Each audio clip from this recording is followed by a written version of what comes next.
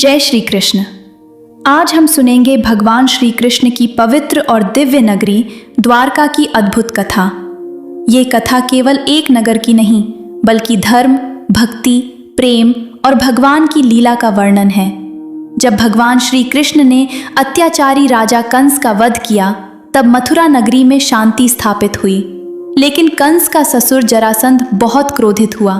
उसने बार बार मथुरा पर आक्रमण करना शुरू कर दिया। कहा जाता है कि जरासंध ने 17 बार विशाल सेना लेकर मथुरा पर हमला किया।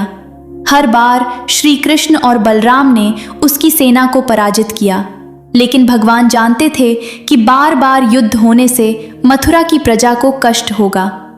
इसी समय एक और शक्तिशाली राजा काल यवन भी मथुरा पर आक्रमण करने आ रहा था।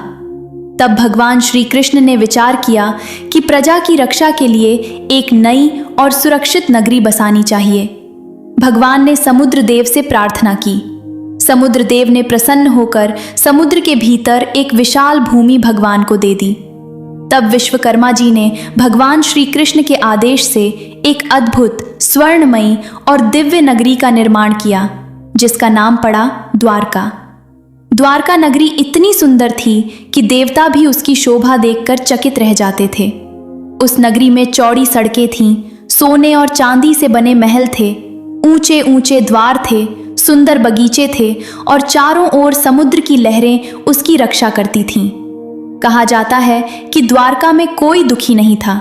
वहां धर्म, प्रेम और आनंद का वातावरण रहता था। हर घर में भगवान कृष्ण का नाम गूंजता था।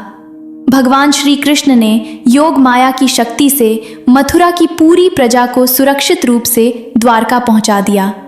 देखते ही देखते द्वारका यदुवंश की राजधानी बन गई। द्वारका में भगवान श्री कृष्ण केवल राजा नहीं थे, बल्कि एक आदर्श शासक थे। वे प्रतिदिन प्रजा का हाल पूछते, न्याय करते और सभी की समस्याएं सुनते थे। उनके दरबार में कोई छोटा या बड़ा नहीं था। गरीब, असहाय और दुखी लोगों की सहायता करना उनका स्वभाव था। भगवान का जीवन हमें सिखाता है कि सच्चा राजा वही होता है जो अपनी प्रजा को परिवार समझे। द्वारका में धर्म का पालन होता था। वहां चोरी, अत्याचार और अन्याय का नाम नहीं था। लोग सत्य बोलते थे और एक दूसरे का सम्मान करते थे। द्वारका की सबसे प्रसिद्ध कथाओं में से एक है माता रुक्मिणी और भगवान श्री कृष्ण का विवाह। विदर्भ की राजकुमारी रुक्मिणी भगवान कृष्ण को अपना पति मान चुकी थीं, लेकिन उनके भाई रुक्मी ने उनका विवाह शिशुपाल से तय कर दिया। तब रुक्मिणी जी ने एक ब्राह्मण के हाथ भगवान श्री कृष्ण के लिए संदेश भेजा। उन्होंने कहा, हे प्रभु, यदि आपने मुझे स्वीकार नहीं किया तो मेरा जीवन व्यर्थ हो जाएगा। भगवान श्री कृष्ण तुरंत रथ लेकर विदर्भ पहुंचे। विवाह मंडप से पहले ही वे रुक्मिणी जी को अपने रथ में बैठाकर द्वारका ले आए। रुक्मी और अन्य राजाओं ने उनका पीछा किया, लेकिन कोई भी भगवान को रोक नहीं पाया। द्वारका में भगवान कृष्ण और रुक्मिणी जी का भव्य विवाह हुआ। आज भी द्वारका में रुक्मिणी माता का मंदिर श्रद्धा का प्रमुख केंद्र माना जाता है। द्वारका की कथा सुदामा जी के बिना अधूरी है। सुदामा भगवान श्री कृष्ण के बाल सखा थे। वे अत्यंत गरीब थे, लेकिन भगवान के प्रति उनकी भक्ति अटूट थी। एक दिन उनकी पत्नी ने कहा, आप द्वारका जाइए और अपने मित्र श्री कृष्ण से मिल आइए। सुदामा जी संकोच में थे, लेकिन अंततः वे थोड़ा सा चिवड़ा बांधकर द्वारका पहुंचे। जब भगवान श्री कृष्ण ने अपने मित्र को महल के द्वार पर देखा, तो वे नंगे पांव दौड़ते हुए आए और सुदामा जी को गले लगा लिया।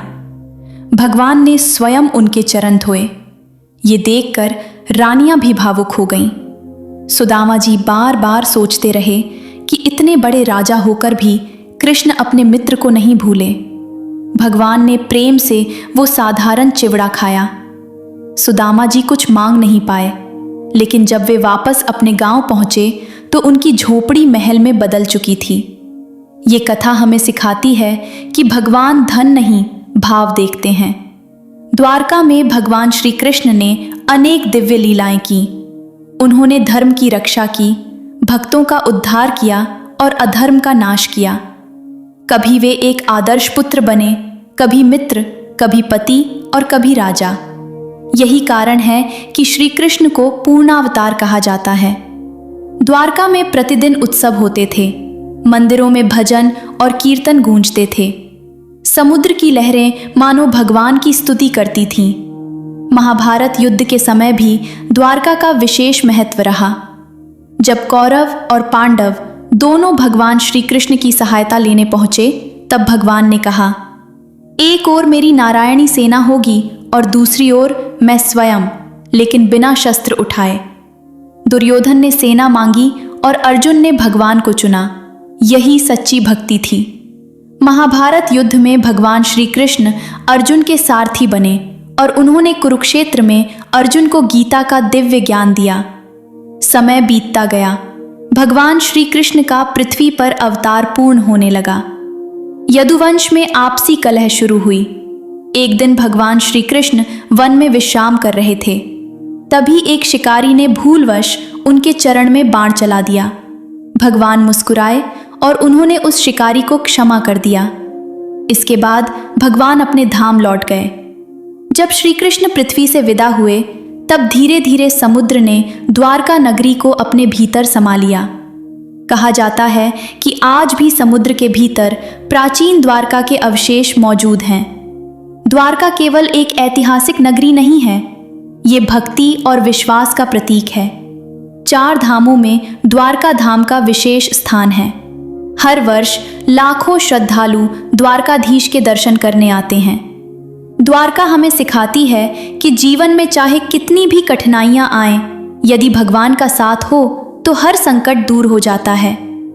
भगवान श्री कृष्ण की द्वारका नगरी की यह कथा हमें प्रेम, मित्रता, धर्म और भक्ति का संदेश देती है।